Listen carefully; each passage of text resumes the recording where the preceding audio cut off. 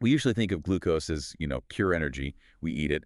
Our cells run it through glycolysis, then the citric acid cycle. And bam, a massive amount of ATP is generated. Exactly. But what if your body needs to build complex structures or defend itself from toxins rather than just generating power? Right.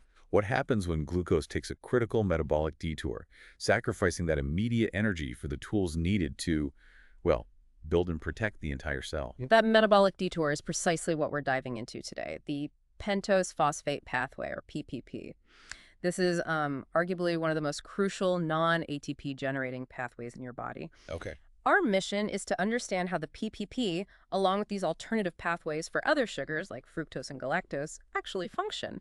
These rats are silent workhorses, and when they fail, The clinical consequences are huge. profound. They range from things like gout all the way to severe hemolytic anemia. So the goal isn't immediate energy. If we zoom out, what are the two absolute non-negotiable end products of the PPP that make it so vital? The pathway is essential for two main things. First, the primary product is NADPH. NADPH, not NADH. Exactly. This is the specialized reduced coenzyme that acts as the cell's internal reducing power. It's required for all major reductive syntheses. So like building fats, building steroids. Exactly. And critically for maintaining the reduced state of glutathione, which is our cell's master antioxidant defense system. Okay, that's one. And the second product? That would be ribose, specifically ribose 5-phosphate. This is the essential 5-carbon sugar precursor for the backbone of all your nucleotides and nucleic acids. RNA, DNA. All of it. Plus essential coenzymes like FAD and NAD+. Basically, if you're building new cells, you need the PPP running. That immediately clarifies its importance. If this pathway is so focused on building and defense, how does it physically differ from, the familiar path of glycolysis? Let's break down the mechanism. Well, the mechanics are distinct, though the location isn't. Okay. Like glycolysis, all the enzymes of the PPP are found right there in the cell's cytosol. So they're all mixed in together. They are. But the fundamental difference is the coenzyme used for oxidation. Glycolysis uses NAD+ to extract electrons and capture energy. The PPP uses NADP+ as its hydrogen acceptor. Which generates the NADPH we just mentioned. Precisely. And that NADPH is designed to donate electrons for building things. No ATP is generated or consumed directly in the pathway. It sounds like we have two major phases based on the source material, one that makes the NADPH and one that rearranges the sugars. That's a perfect breakdown. The first phase is the irreversible oxidative phase, and we can definitely call this the NADPH generator. Okay. So 3 molecules of glucose 6-phosphate enter this phase. Which means we start with the exact same compound as glycolysis. Exactly the same. The first and most critical step is the dehydrogenation of that glucose 6-phosphate. It's catalyzed by glucose 6-phosphate dehydrogenase, or G6PD. G6PD, that's the one we hear about clinically. This is the big one. It's the rate-limiting committing step, and it requires NADP+. That reaction yields your first molecule of NADPH. Then a second, similar oxidative step follows, catalyzed by 6-phosphogluconate dehydrogenase. This results in the 5-carbon sugar ribulose 5-phosphate, and it releases a molecule of CO2. So we're losing a carbon. We are. The net result of this whole phase is 3 CO2 molecules and 6 molecules of NADPH for every 3 glucose 6-phosphates that you process. It sounds like the cell is making a definitive choice here. Yeah. Use G6PD, commit to NADPH, and just skip making ATP. You mentioned the G6PD enzyme is a central gatekeeper. Is it only in the cytosol? Well, G6PD is the star in the cytosol, but there's a fascinating supporting player. An isoenzyme, Hexose 6-phosphate dehydrogenase, which operates in the endoplasmic reticulum. Oh, interesting. Yeah, it fulfills the same function generating NADPH, but in a different compartment. That localized NADPH is essential for hydroxylation reactions and notably for activating cortisone into its active form, cortisol. So a completely separate pool of reducing power just for specific localized jobs. Exactly, a parallel system. That's a great detail. Now let's move into the second part of the pathway, the non-oxidative phase. If the NADPH is already made, what's the point here? This phase is all about resource management. It's reversible, and its goal is to take that 5-carbon sugar, ribulose 5-phosphate, and either isomerize it directly into ribose 5-phosphate. For DNA and RNA. Right. Or rearrange those C5 sugars back into C6 or C3 sugars that can jump back into glycolysis. Think of it as a metabolic shuffler, just balancing the cell's needs. How does that shuffling happen? It sounds good fun.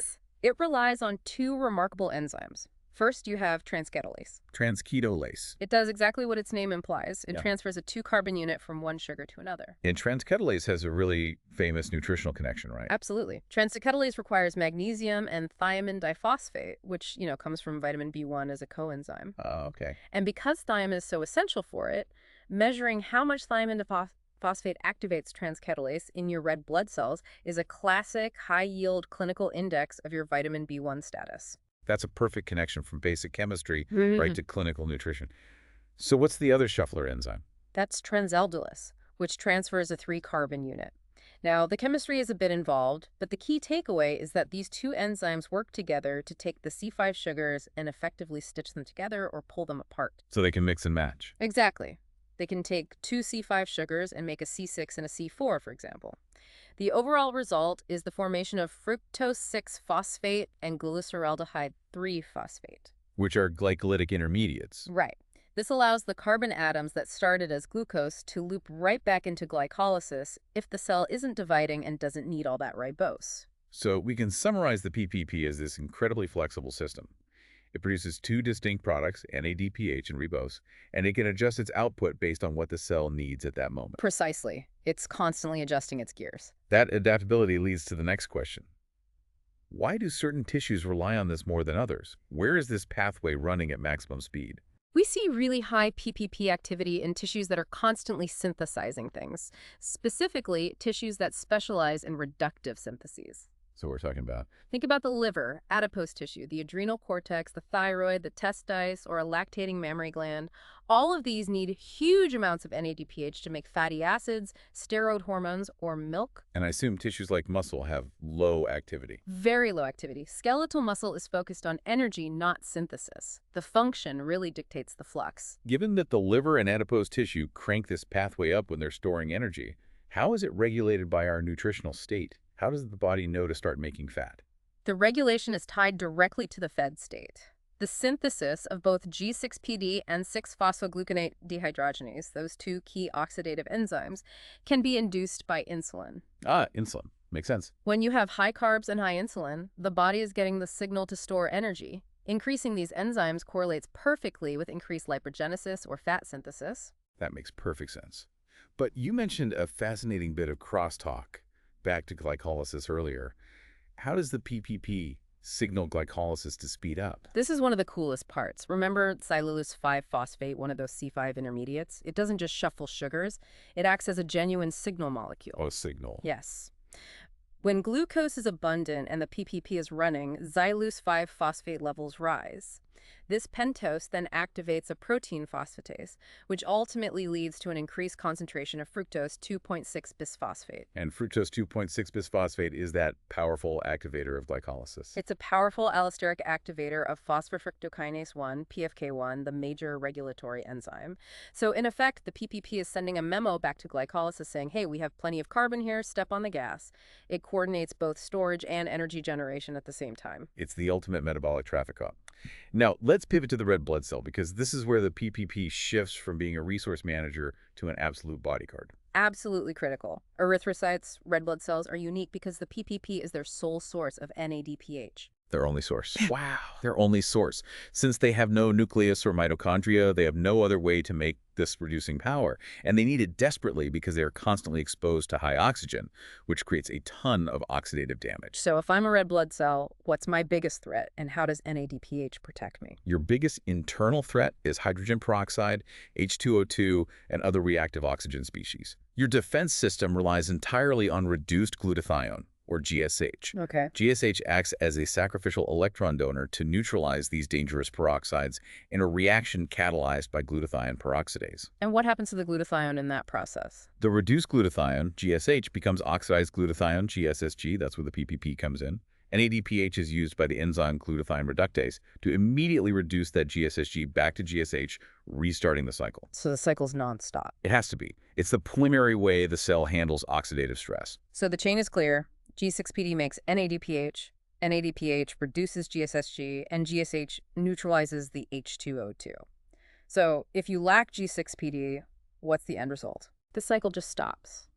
H2O2 accumulates because the body can't regenerate GSH fast enough, And the peroxides cause irreversible damage to the cell membrane, leading directly to hemolysis, the catastrophic destruction of the red blood cell. That's the core clinical link. Now that we've established the PPP, let's look at two other detours glucose can take, starting with the uronic acid pathway.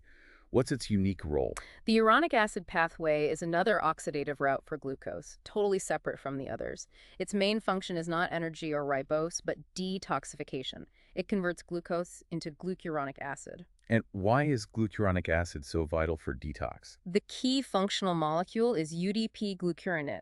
This compound provides the glucuronate group for conjugation reactions. Conjugation meaning adding it onto other molecules. Exactly. The body attaches this highly water-soluble glucuronate to hydrophobic things like steroids, bilirubin, and especially foreign chemicals, xenobiotics, making them highly polar. But they can be excreted. Right.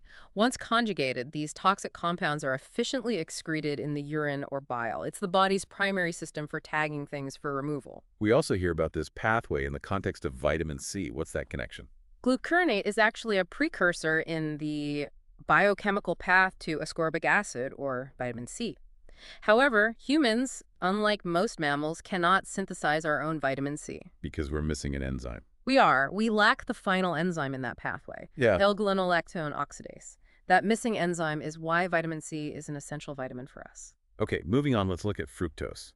This sugar, especially from high fructose syrups, gets a bad rap. Is that justified? It is largely justified, and your previous analogy was spot on. Fructose acts like a metabolic hot rod that ignores all the speed limits in the liver. It's metabolized so much faster than glucose, and that speed is the problem. How does it manage to speed past the controls? Glucose metabolism is tightly regulated at the PFK1 step. That's the master switch. Fructose, however, is first phosphorylated by fructokinase to form fructose 1-phosphate. Critically, this step is not regulated by the cell's energy needs. Okay. Then the F1P is cleaved by aldolase B directly into C3 sugars that are already downstream of that PFK1 control point. So fructose completely bypasses the most important regulatory checkpoint in glycolysis. So by bypassing TFK1, the liver is just flooded with carbon units that it has to process. What are the consequences of that? The consequences are twofold, and they're both serious. First, that rapid influx of carbon just accelerates fatty acid synthesis.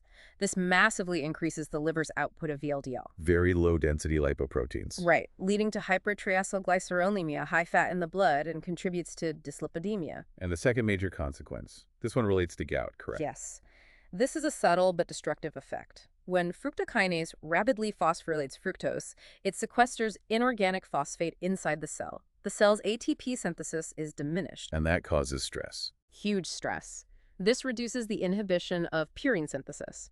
The end result is a rapid breakdown of purines, leading to increased production and accumulation of uric acid hyperuricemia, which is the direct precursor of gout.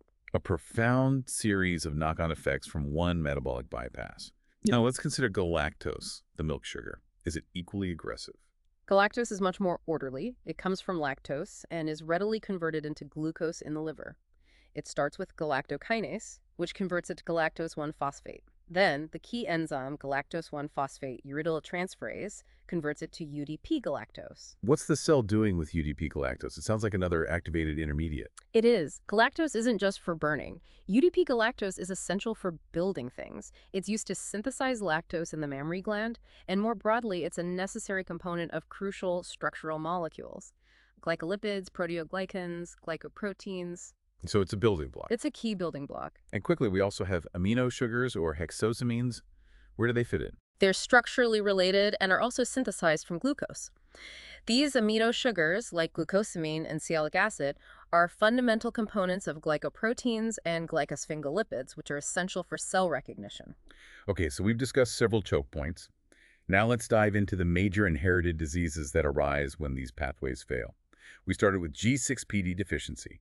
Let's finish that story. Glucose 6-phosphate dehydrogenase deficiency is, well, it's statistically huge. It's the most common genetic defect worldwide, affecting over 400 million people. And because the gene is X-linked, it primarily impacts males. And it all comes down to not making enough NADPH. Exactly. So when does this genetic vulnerability become a clinical crisis? It becomes a crisis when the patient encounters any source of oxidative stress. Like what? An infection, certain antimalarial drugs like primaquine, sulfa drugs, or even eating fava beans, which is why it's commonly known as fabism. These stressors generate reactive oxygen species faster than the cell can handle them, causing explosive hemolysis. Are all versions of this deficiency equally severe? No, they are not, and that's a critical point. The variant common in the Afro-Caribbean population involves an enzyme that's unstable. So it breaks down over time. Right, so it's the older red blood cells that are in trouble. The crisis tends to be self-limiting as new functional red cells replace the old ones. But the Mediterranean variant. That's much more severe. Here, the enzyme is stable but has very low activity in all red blood cells from the start. Any oxidative stress can trigger a massive, severe, and potentially fatal hemolytic crisis. That's a crucial distinction. Let's look at the defective sugar metabolisms next. For fructose, we have to distinguish between two conditions. The benign one is essential fructosuria, a lack of fructokinase. Fructose just spills harmlessly into the urine. Okay, so that was not a big problem. Right. The dangerous one is hereditary fructose intolerance, caused by a deficiency in aldolase B. And if aldolase B is absent, what builds up? Fructose 1-phosphate accumulates uncontrollably. This accumulation is toxic. It inhibits liver glycogen phosphorylase, leading to severe, profound hypoglycemia after eating any fructose. And it also causes the hyperuricemia we talked about. Exactly, due to the phosphate depletion. And finally, the consequences of defective galactose metabolism. That's galactosemia, typically from a severe defect in the galactose 1-phosphate uridyl transferase enzyme. And similar to fructose intolerance, the metabolite galactose 1-phosphate accumulates. Causing what kind of damage? Severe systemic issues, liver failure, mental deterioration, all due to that resulting phosphate depletion. And the symptom that often leads to diagnosis in infants.